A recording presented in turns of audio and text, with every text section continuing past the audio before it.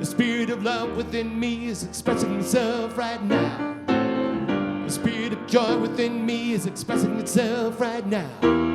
What are we gonna create today? The universe is ready to play. Spirit surely will lead the way if we just say yes. I'm saying yes, yes, yes to life. I'm saying yes, yes, yes, yes to life. I'm saying yes, yes, yes to life. I'm saying yes, yes. I'm saying yes to life right now, right here, right now, yeah, yeah. Spirit of life within me is expressing itself right now. The spirit of light within me is expressing itself right now. Whatsoever you conceive, if you believe it, you can achieve it. The universe will always agree if we just say yes. I'm saying yes, yes, yes, yes to life. I'm saying yes to life. I'm saying yes, yes, yes to life. I'm saying yes, yes. Oh, I'm saying yes to life. Yeah. I'm saying yes to life. Yeah. Saying yes to life.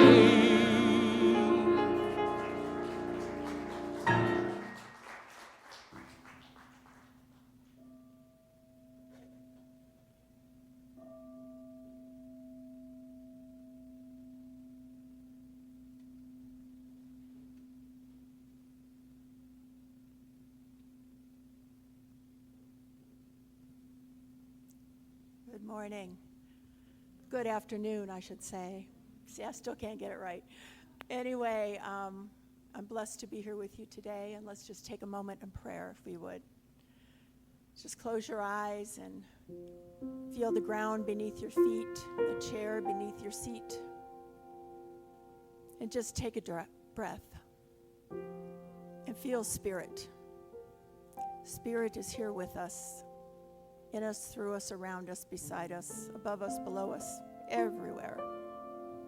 Feel that beautiful presence. And know that that presence also is surrounding our dear Russell.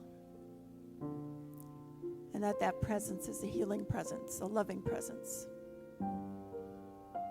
And we know this. We've experienced it, and we continue to experience it and pass it on to others.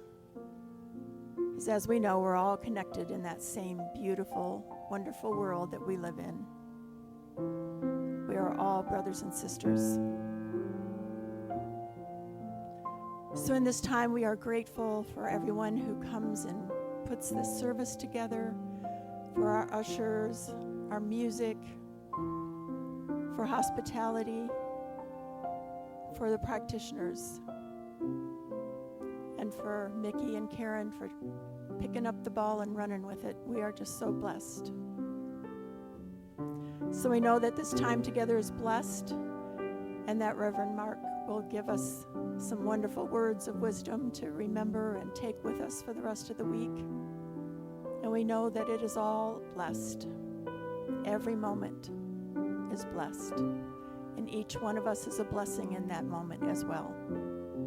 So for this and so much more, we say together, and so it is.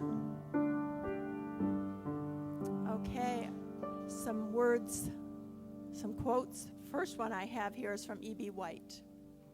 Human beings must always be on the watch for the coming of wonders. I love that. So just be open to that. And from Eden Philippotts, the universe is full of magical things, patiently waiting for our wits to grow sharper. We have to be ready for it, right? We have to be open. And then from our founder, Dr. Ernest Holmes. As I go forth today and embark on the wonderful experience of living, I am on a journey of self-discovery and also of the discovery of the self hidden in everyone and the power in back of everything. Okay, folks, my name's up again. And Dr. Mark Gilbert is going to be up again. Mark is a former minister here at New Dawn. And I have heard from many people that they were sorry they're not here today because they still wanted to come and say hello. And Mother's Day created wonderful other opportunities for families. So thank you for rearranging your schedule so you could be here with us. Appreciate that, Mary. Dr. Mark is a former minister here at New Dawn, serving from 2007 to 2010. He went on to serve Center for Spiritual Living's home office from 2010 to 2020, first as manager of licensing for the organization, then as First Global Services coordinator. Since 2021, he has been on the board of the Science of Mind Archives, where he is currently their vice president and key researcher. In that capacity, he compiled and wrote the detailed introduction to the 2023 book, Ernest Holmes at Asilomar. Yes, which brought out for the first time all known classes and talks by Dr. Holmes given at Asilomar in the 1950s. Mark has also authored 4 new thought books of his own, and for 15 years has published his own website, Conscious Bridge, where you can access his writings, and YouTube videos, which I have accessed. Let us give a warm welcome to Reverend Mark.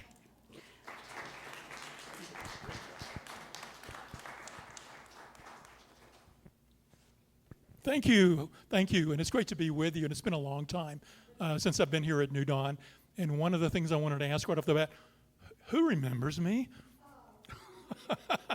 Okay, and I see a number of you were not at New Dawn at the time that I was here, but it's great to be back, and it's been a long time, and I really appreciate you guys inviting me to speak with you today. I also want to acknowledge my wife, Mary. Mary is in the audience here. For most of you who don't know, Mary is a practitioner emeritus at Mile High Church, and is normally doesn't come to me when I do guest speaking because she's usually busy on Sundays. But we had an interesting kind of confluence of things today. We had a family get-together for Mother's Day, which happened to be about 10 minutes from here, which got scheduled just in the last few days after I had committed to come and speaking with you this Sunday. So it sort of worked out magically perfect. And I said only to Mary, I said, you've got to come with me because we don't have time to go home and come back. So she's blessed to be here and with you. And the other thing I want to show is, or mention, is that when I got contacted to speak, they indicated, and this was several months back, they said, well, in that particular month, we're going to be focusing on this book called The 5 Invitations. And I said, okay, that's great, because I have the book. And so I already purchased it many, many years ago, actually when it first came out. And I'll come back to that in a few minutes. But I want to ask this question at the outset. How many of you, and I want you to be honest with me, and this is a 3-part question. If any of these are true for you, I want you to raise your hand. You either own the book, have read the book, or have the intention of reading the book. Okay. Now, I know that on the video, there's a few people who did not raise their hands. Also, I've got a question for you, though, because some of you, we know that our time is busy, and we sort of make decisions about, can I read this book? Because I've already got a to-read list that's already too long already. So if I add one more book to the list, it means, it's going to be, miles longer and harder for me to accomplish all the reading I want to do. But there's another question I want to ask you. And how many of you are perhaps going through or have recently gone through in your life some dealing with death, dying, transition? So, okay, and a fair number of you. And I want to acknowledge that, there's probably some of you raised your hands for both, and some of you maybe didn't raise hands for others. And what I want to mention is that even though this book is really about discovering what death can teach us about living fully, it's really more about moving through the changes of our life. That's the point I want to really sort of emphasize. And so the talks that we do this month about this book really apply to our lives and the changes in our life, no matter what those changes are. Okay? Now, a little bit about this book, since some of you haven't bought it, haven't read it, may not have no intentions to reading it. It's written by this guy named Frank Ostaseski, who is a Zen Buddhist who has worked in hospice care for many, many years. And back in about, say 10 years ago, I think it was, he was participating in a documentary with Bill Moyers of PBS fame, and along with some other people who had worked with the death and dying. And Bill Moyers had asked him if he would compile a list of those heart-centered things that he had learned in dealing with those making their transition that would be beneficial for others. And so what Frank did is he sat down on the plane to where they were filming the documentary, he and a number of other people, and sort of thought about all the lessons he had learned through his years of working with the dying, and also with family members who were supporting the dying. And he then outlined them and realized they sort of fell into 5 broad areas, which he called the 5 invitations. The 5 invitations were invitations to us for things to consider as we're moving through this life, our living lives, to think about that are the lessons he's learned from people who have made their transitions and their family members in support of them. And so in those 5 invitations, there are 5 invitations for us to think about how we can make changes in our own life that will make our lives more meaningful, more happy, and more uplifting for us as we move forward. Ostaseski mentions in the front of the book that although this is written in a context of assisting us in death and dying, it's really about any transition, any change in our life. And I want to emphasize that point very much with you, because you may think, well, this is not something I'm currently dealing with or I'm having to deal with, and I'll remember the book title and I'll come back to it later. But I want you to think about, as you go through the messages that he's giving us and that we're covering in the talks this month, is that these messages are really messages for right now, because no matter what's going on in your life, you are all going through some kind of change or transition. Now I'm going to pause and put a sort of a bookmark on this for a moment, and I want to talk about another book that's very meaningful for me in this whole genre. In fact, it could be a companion volume to the 5 invitations, and it's a book called Transitions by William Bridges. This book recently celebrated its 40th anniversary. It's gone through several editions, and what the book has is 2 key points I want you to think about in terms of this other book called Transitions, which also is called Making Sense of Life's Changes. In that book, Bridges talks about 2 things. The fact that we are all in our lives, no matter what's going on in our lives, we are going through a change cycle. And the change cycle looks like this. Something new starts. We move through a period of maturation of that new thing. We reach its peak, where it's expressing itself at its highest ability. And then it moves into a stage of waning and dissipating, and it moves into an ending. And then it moves into a period between the end and a new beginning.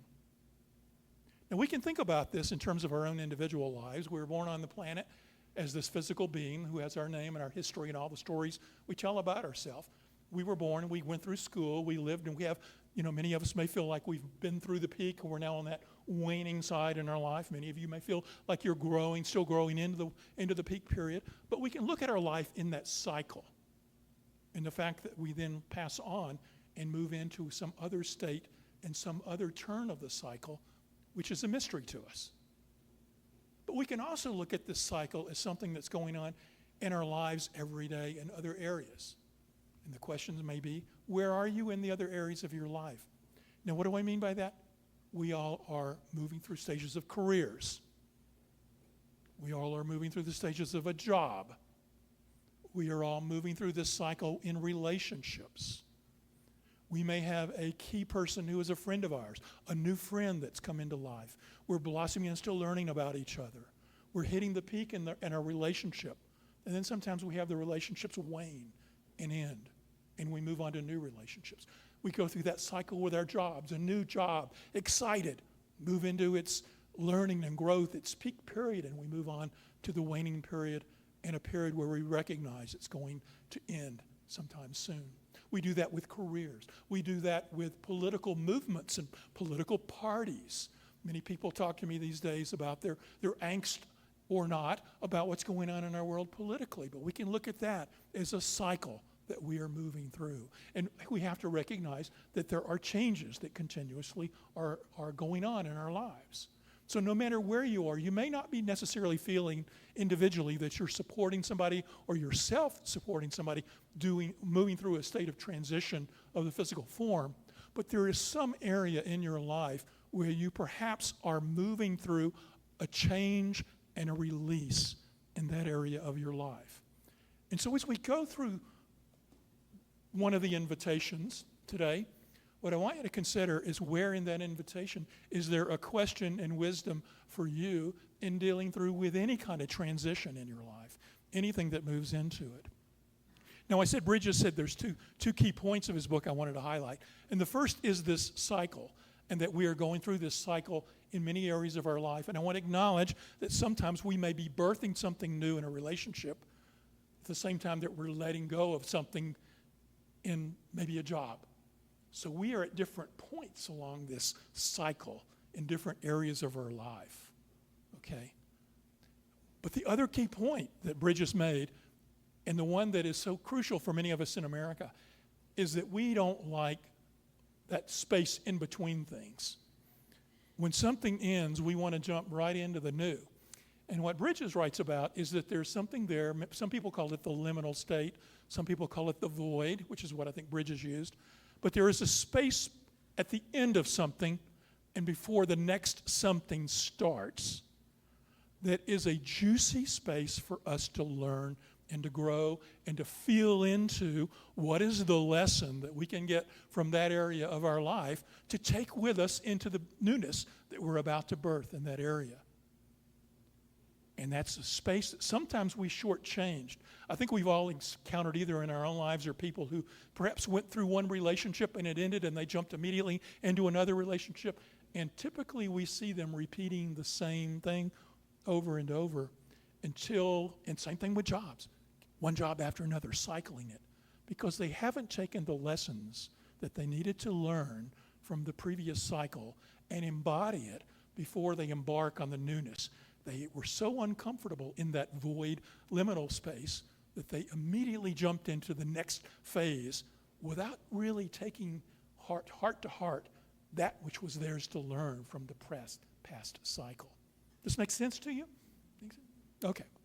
So now, holding that and holding the question of where am I in these cycles in my life, let's look at Ostaszewski's 5 invitations.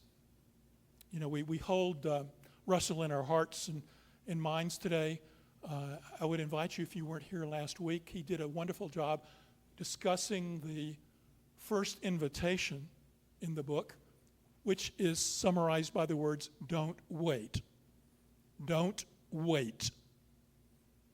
And what does don't wait mean? Well, if we put it in my own words for a moment, it means that we are in the cycle of moving through life, and especially in the later times of something ending, sometimes we have those periods where we regret the things we didn't do or the things we didn't say or how we didn't show up in a certain way. And what the invitation that Russell talked about last week is for us to look into that space where we can put away any of those things that keep us from taking the next step, that's kept us from acting in an area of our life that we are called to act in. And so it's don't wait. Do what needs to be done. Recognize what is next for you, what needs to be done in the moment. Don't wait for regret. You may already be feeling regret, but in the moment that you still have time to act on something that is ending in your life, Ask yourself, what is mine to do? Even though I know maybe this job is ending, this relationship is ending, this whatever is ending in my life. What is it that I'm called to do in this moment that I don't want to wait any further on? That was the first invitation. The second invitation, the one that we're talking about today, is called Welcome Everything, Push Nothing Away. Push away nothing. Welcome everything. What for me this means, if I put it in my own words, is it means be open to life. Say yes to life. Recognize what is around you that you need to take charge of and know of, and recognize it fully. Now, Ostaseski breaks this welcome everything concept down into 3 short chapters in his book, which I would invite you to go read. But I'm going to sort of summarize them very briefly for you here. He says that this concept of welcoming everything, he sees it as seeing life and taking life as is. That's first, as is. Secondly, he calls us to push or move towards the suffering. And third is to recognize that love heals. So let's look at these individually. As is. He calls us to see life as is. You ever go buy something and they have a little thing, I'm selling this to you, but it's as is. And that means you got to recognize that it's got the good parts and the parts that maybe aren't what you're desiring. And what Ostaseski's calling us to do is to look at our lives unapologetically, to recognize those areas where there are things that we need to acknowledge. There may be what we like, and there's areas that are maybe not exactly what we like. And so when we're looking at any kind of transition or ending, ask your question. What is it that is I maybe am denying? Because we're very good at denial. Oh, I'm a religious scientist. Everything is good and hunky-dory. I've got all my positive statements and affirmations, and none of this negative stuff is going on. But what he's calling us to, and what Ernest Holmes taught us to do as well, was to acknowledge the condition. To acknowledge the condition. What is acknowledging the condition other than honestly assessing what is as is in my life right now? What is? So we have to clearly look at our life and not push away anything that seems uncomfortable that we don't want to look at. That's the first piece. Now, the second step in this is what he calls turn toward the suffering. Now, we know, since he was a Zen Buddhist, they got to get suffering in there because suffering is, is one of the key concepts that we always are suffering. And the fact that there is an impermanence to life calls us into suffering. And what do I mean by that? It means that everything is constantly changing. This world of form, this physical life that we're moving through, we're ultimately spiritual beings that are unchanging, but we're moving through a human experience that is constantly in these cycles I was talking about. And as long as we're continuously moving through these cycles by their very nature have endings and loss. And so there is always an impermanence. And in that impermanence, there is always pain. The very nature that we go through things that are not what we want causes pain. But here's the key point he wants us to know in turning towards the suffering, is that even though we're going to experience pain, we are at choice as to whether we suffer. And this may be kind of a hard concept to first grasp because we tend to link pain and suffering in together as one thing. But he's breaking them apart and reminding us that, yes, we're going to have pain, but to the degree that we wallow in that pain and feel the suffering of that circumstance and to have it consume us is a choice that we are all making every moment. Sometimes we have to go through the suffering, and he wants us to turn towards it, to push into it, to feel it deeply. And in that feeling, what happens? Well, first, we get to see its gift if we're open to it. We get to see the contrast between what we would desire and what we're experiencing. We get to see that this very experience is opening us to newness and lessons in life that we might not have experienced if we had not gone through the suffering. So by the call to move into suffering, he's calling us to feel into the essence of what is causing, or what we think is causing that pain, so that we can find the lesson that is within that. And the third thing that is part of this welcome everything is to recognize that love heals. Now, let me pause for a second. I want to go back and say something. You know, we teach here in Science of Mind that turn away from the conditions. Ever heard that phrase? Okay, when we talk about the fact that when we're experiencing something that we don't like and we go to do treatment on it, we say turn away from the conditions. Is that in contrast, or is that in conflict with what he is saying here? No, not really. No, it's not. Because what Ostaseski, I've been practicing that name too, what Ostaseski tells us is that when we turn into suffering, we're getting the gift out of that suffering. We're learning from it. And that's no different from when Holmes tells us to acknowledge the condition. Acknowledge the condition. And in fact, we teach in Science of Mind that as we move through pain and sorrow and grief, that there are gifts in that, and that we need to be open to the gifts that come in the pain of loss.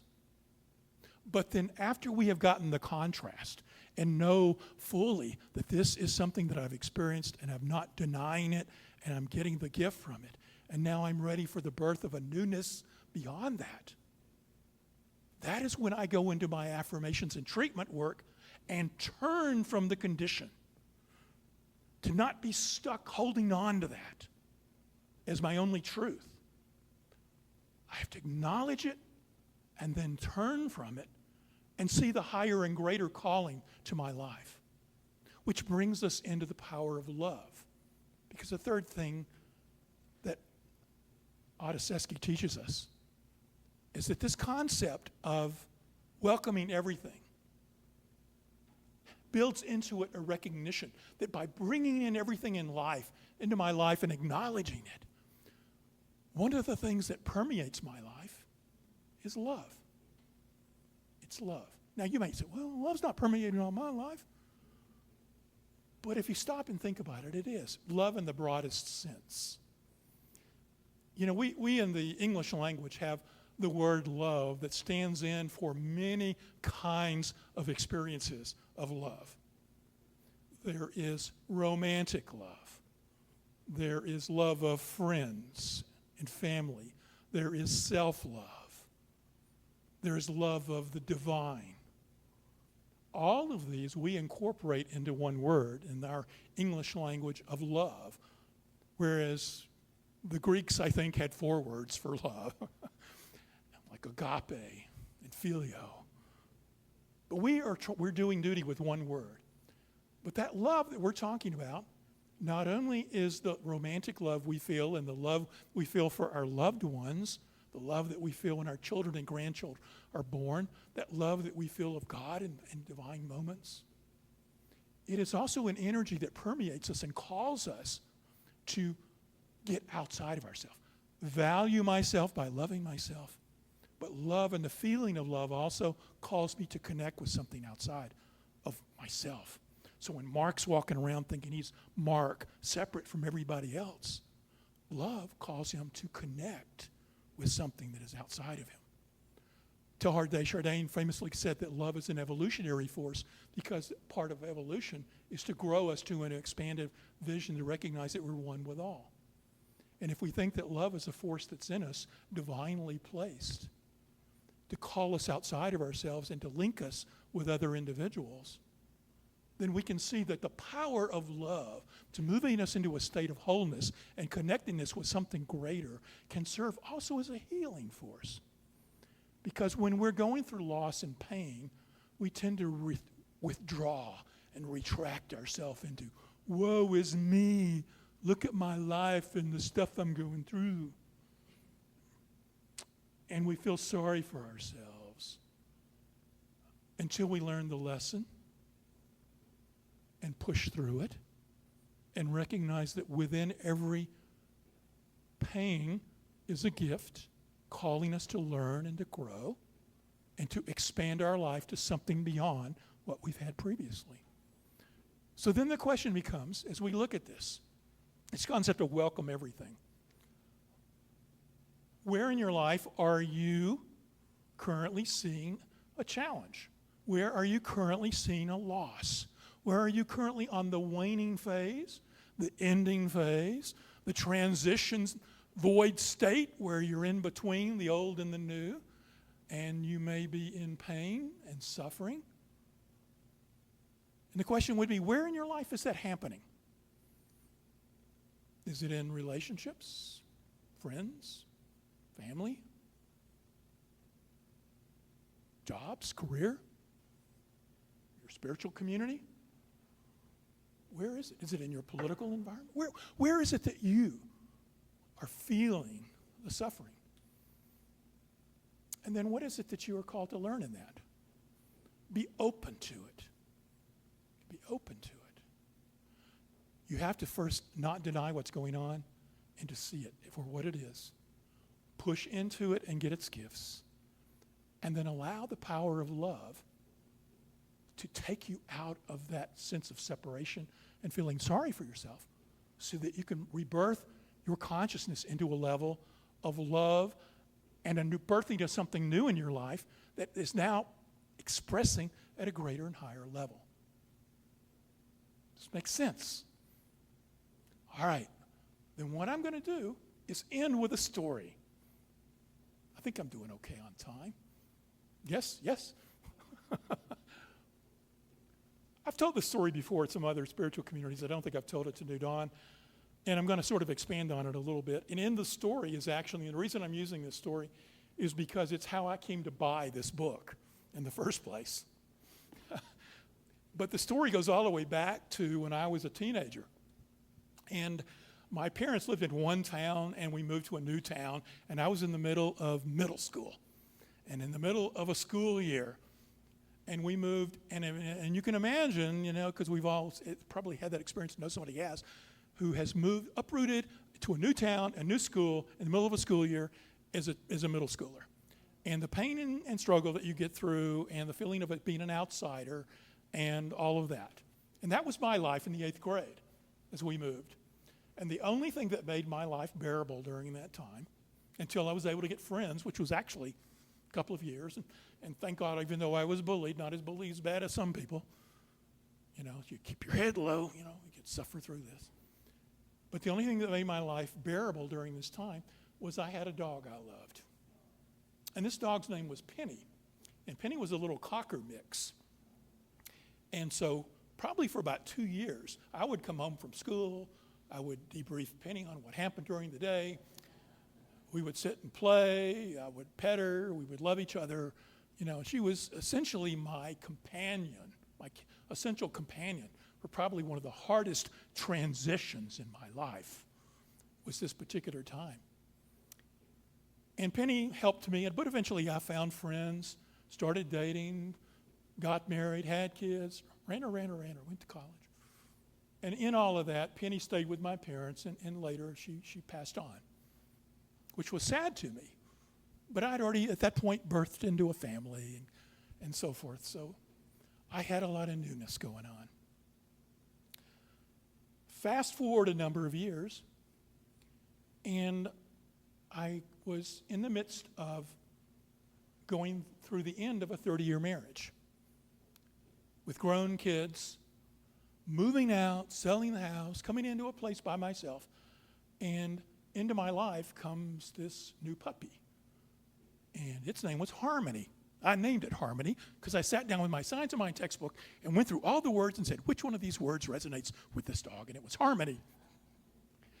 And so Harmony as a chocolate pup supported me in one of probably the second hardest period of my life, which was the transition from married with kids to kids are grown and you're living on your own kind of thing. And so this chocolate lab Harmony became my best friend, companion, love of my life, etc. And through time, Harmony supported me as I went through the process of going back into the world of dating, seeing what that's like. And Harmony was actually very instrumental in, this woman is not the right one, because she didn't treat Harmony well. And so after a period of dating, I ended up, Mary and I started dating. And she can attest to this, that she and Harmony were like best friends right out the chute. And what Mark said to himself was, this is the one. This is the one. So Harmony was very instrumental in me moving through this challenging transition in my life. She was support. Okay? Now, let's fast forward again. And in about 14 years later, Harmony was getting ill and having mobility issues. And I was seeing this vet up in the hills west of Denver who was Doc Gurney, if anybody knows who Doc Gurney is. But he was in his 90s, and he used holistic and Western vet methods for treating animals. And so I was taking the 45-minute ride up there almost weekly for him to treat Harmony as she went through the later stages of her life. And during that time, he kept her alive through various things. But there was a certain point where I recognized that the quality of her life was such that it was time for her to make her transition as well. And every time that I had been going up there, I'd say, Doc, is it time? And he would say no. But I knew this day he was going to say yes. And so we went up there, and we took Harmony, and it was time. And we made the sad decision that she had to be put down. And that started a process for me that I did not know what I was getting into. A process of grief that I had never experienced in my life. And so even though it was probably the saddest day in my life, it moved me through a challenging period where I could go into great detail about, waking up and getting up and not feeling like you can breathe, and crying and walking around the yard and just sobbing over the loss of this pet. And this went on for months. And it started to wane a little bit and still get a little bit better. And it was in this period that I sought support. I was seeing a practitioner who was assisting me with dealing with the grief I was experiencing. A practitioner who was specialized actually in working with people in pet loss. I sought out the services of somebody who was a pet communicator, which is actually in the paper today, ironically. The Denver Post has an article about people going and seeing pet communicators. You might check that out. But in any case, and the other thing was I saw a video about this guy named Frank Ostaseski talking about his book. And so I ordered the book and got it. And you could see my copies all marked up about things that I needed to learn and explore regarding what I was dealing with the grief of loss. And so in this, I came to experience and understand, even though I had been a minister and talked about grief, baby, I did not know grief. I had done loss, but I had never done loss like this. And I learned I had to really look at that and say, acknowledge the loss that I was experiencing and to see it as it is. And to push into the suffering that I had and to use whatever tools and techniques I could to assist me in seeing the gifts and what was being given to me in this process. Now, we all have these experiences. We all have something that we're looking at and we're being challenged by. And I encourage you to recognize that you have tools that you can use to support you when you're going through these losses and sufferings. And that there are gifts and happiness and joy on the other side of them. Now, for my story, what happened is a few months later, there was an organization I had been supporting in volunteer work, and they wanted to make a donation to Harmony's memory because I was struggling so. And so they gave money, and they said, well, and my daughter suggested, well, go to the Max Fun shelter downtown. They're a no-kill shelter, and we love them. And so Mary and I went down and toured this facility, and I thought, oh, they're very nice and wonderful. So we had given money to them through this organization that wanted to honor Harmony's memory. So fast forwarded, a couple of months later, I wake up, Mary's gone to work, I'm at home, and I get this weird intuition that I got to go to the Max Fun shelter. And so I get up and I look at their website, and there's this old black lab on their website that's available for adoption. I said, well, I've just been taking care of an old lab. I can probably do that again. So I go down there, and I say, I want to see this black lab. They say, oh, I'm sorry, that dog's already been adopted. Here's a book with some other dogs in it. Why don't you look at them? Well, I sit down at the thing, I start flipping the pages, and I turn the page, and there's this picture of a dog that looked like Harmony as a puppy. Her name was Penny. And I'm immediately, and I'm thinking, okay, I guess I'd better check this dog out. And it turns out she had been a stray. They had waited until the proper time, and she had just become available that morning for adoption. I was the first person to see and apply for her. I said, you want to turn an application in? And I said, well, my wife doesn't even know I'm down here looking at dogs, so I should probably think about this. But I filled in an application. Long story short, is that we did turn the paperwork in, and we got her and brought her home the next day. And, we can believe in the continuity of life. Was Penny Harmony? I mean, I often felt like my first Penny was Harmony. But now I feel like, is Harmony Penny?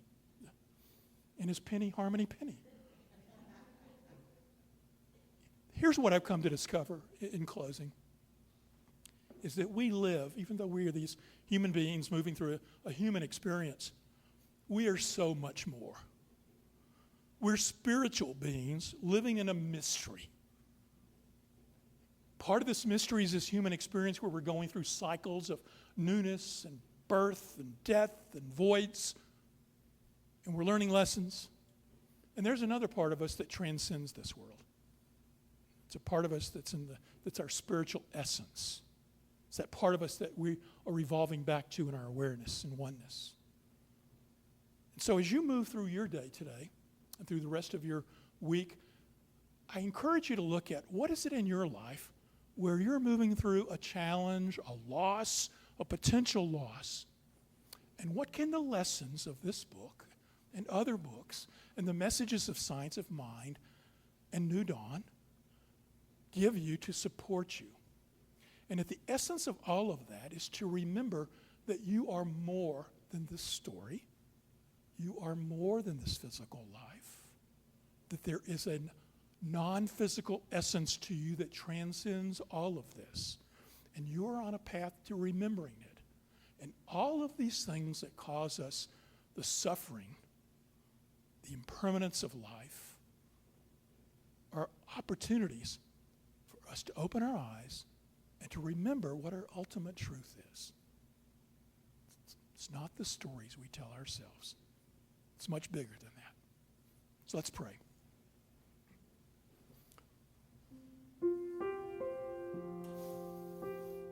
Just as we close our eyes and we move into that feeling of there's something flowing through me. There's an energy, a presence, a power. We just feel this essence that's flowing through us, that invigorates and moves this very physical form that we call our body. And it moves through our consciousness and our awareness of ourselves. And those thoughts that we are thinking, that there is something that is flowing through that as well. That we recognize and know there is this energy, this chi, this whatever you want to call it, that is flowing through us and giving us this human physical experience, this mental experience. But we recognize that whatever that is, it's also connecting us with everything else that is. And that these lives that we live, these lives of newness and peaks and endings, this life of impermanence, this life of voids and lessons learned, are gifts. This is the way that the divine experiences the divine, is through our individual lives. And we call ourselves in each and every day to live the highest and greatest life, to get the gifts of all of our challenges of life and to embody them into who we are, and then to show back up on the planet as a gift of love. For remember that love heals. And it not only heals us in the remembrance of our truth, but each and every one of us, through the gift of love, can open this world to a greater and grander, expanded knowledge and sense of that love. I know that as we move through this week, we do so with a remembrance of who we really are and live those lives to the fullest. That they're blessed and that we are a blessing to everyone we meet. And so for all of this and so much more, we give thanks and release these words, knowing that they are so, and so it is.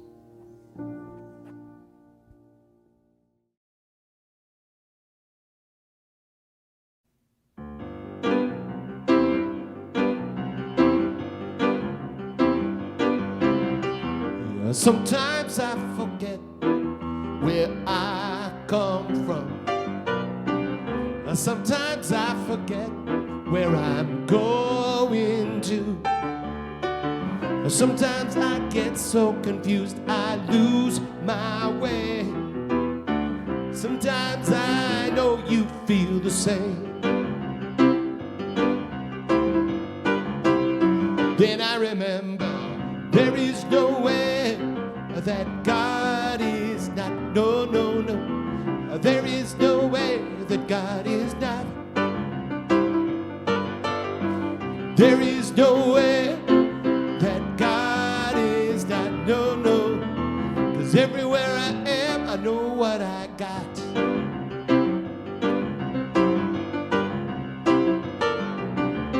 Sometimes I believe in what I see.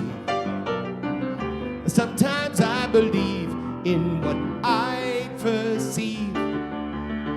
Sometimes I get so confused I lose my way.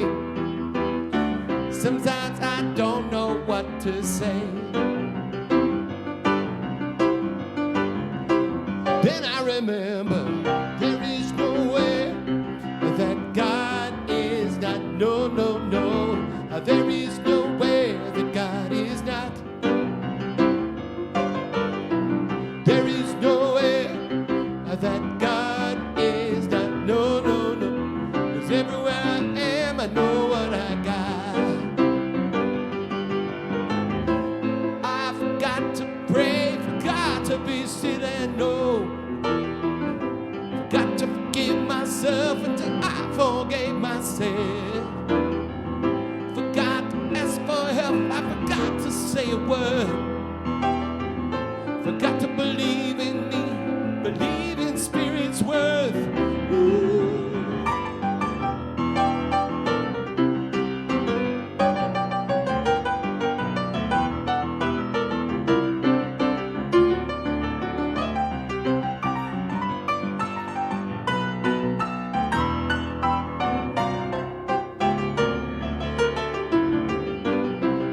There I remember there is no way that God is not. No, no, no. There is no way that God is not.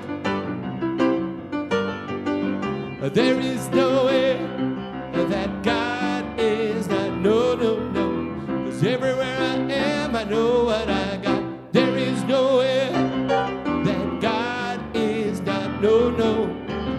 Everywhere I am, I know what I got. Everywhere I am, I know